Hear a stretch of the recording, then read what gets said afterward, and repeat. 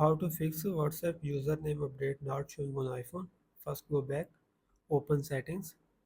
Here check your internet connection. Make sure that your internet is working properly. Now tap on VPN. Disconnect the VPN if it is connected. Now go back, open App Store.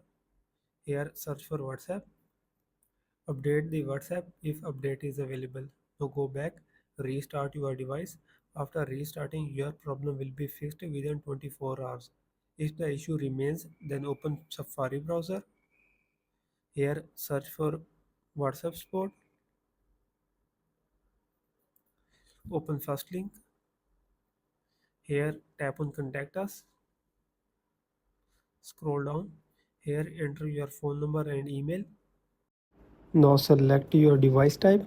After this, write your problem. After writing, tap on next step. Here tap on send question. After this, your question has been sent to WhatsApp support team and they will fix your problem as soon as possible.